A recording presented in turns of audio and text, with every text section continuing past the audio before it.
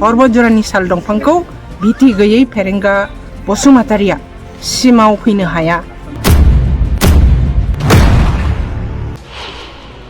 BPF राजखान्थि हान्जाया पर्बत जरानि दुलिगाव गामिनि नब्लाङाव बुथ कमिटि दायो।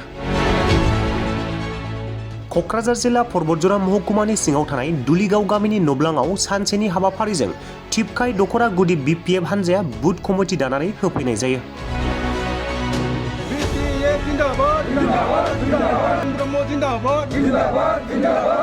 लोगोसे बे मेलावनो बाहागो लाफैयो पर्बत जरा डिस्ट्रिक्ट बुथ कमिटिनि कनभेनर रनेन्द्र ब्रह्म आरो CWC मिरुनि हाथारि भिभीषण ब्रह्मजों लोगोसे मिरु सोद्रोमा अमर चन्द्र ब्रह्म आरो गोबां गुबुन गुबुन गामिनि BPF राजखान्थि हान्जाखौ मदद होग्रा सुबुंफोरा बाहागो लायो।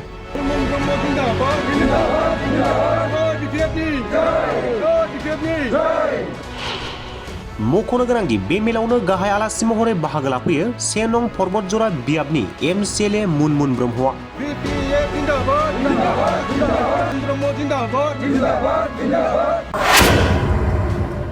लोगोसे MCLA मुनमुन ब्रह्मआ खौरांगिरिनि सिगाङाव ओरैबायदि बुङो दि फेरेंगाया BTCनिनो सोद्रोमा नङा, पर्बत जरानि साल दंफांखौ भिति गैयै आरो फेरेंगाया सोमावनो हाया। पर्बत जरायाव BPFआ साल दंफां बायदि गसंथानानै दिदोमै दं होननानै बिबुंथियाव बुङो। बेखौथ' मा बुंनो, जे साफ्रोमबो BTC-बासि रायजोआ, BTC-बासि नागरिकआ जोंहा दारायनायनि मोनफ्रोमबो जायगायाव दारायनायनि केपासिटि दङ बा मोनथाय दङ, नाथाय बिथाङा BTC-निनो सोद्रोमा नङा। BTC-आव भिति गैयै सासे मानसिया पर्बत जरानि साल दंफांखौ माबा फैनो हाया, सिमाव फैनो हाया। पर्बत जराया मोनसे साल दंफां बादि गसंथानानै दङ। पर्बत जरानि साल दंफांखौ भिति गैयै फेरेंगा बसुमतारिया सिमाव फैनो हाया। जोंखौ मा पर्बत जरा हिसाबै जोंखौ सिगिफैदों? आं पर्बत जरायाव दारायहैगोन, आंखौ गि होननानै बुंनाय जाहैदों नामा?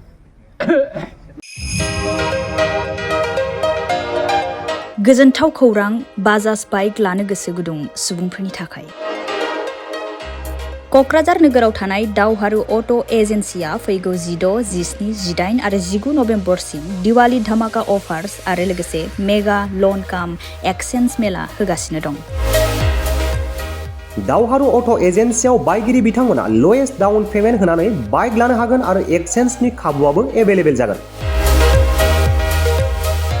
नोंथांमोना क'क्राझार नोगोराव थानाय दावहारु अट' एजेन्सि श'रुमजों लोगोसे कारिगाव फेस्टिभ आउटलेट, दतमा फेस्टिभ आउटलेट आरो भटगाव फेस्टिभ आउटलेट ब्रान्च श'रुमावबो होबाय थानाय दिवाली धामाका अफार्स आरो लोगोसे मेगा लन काम एक्सचेन्ज मेलायाव फैनानै नोंथांनि लुबैनाय बाजाजनि बाइकफोरखौ गोसोबादि लाफैनो हागोन।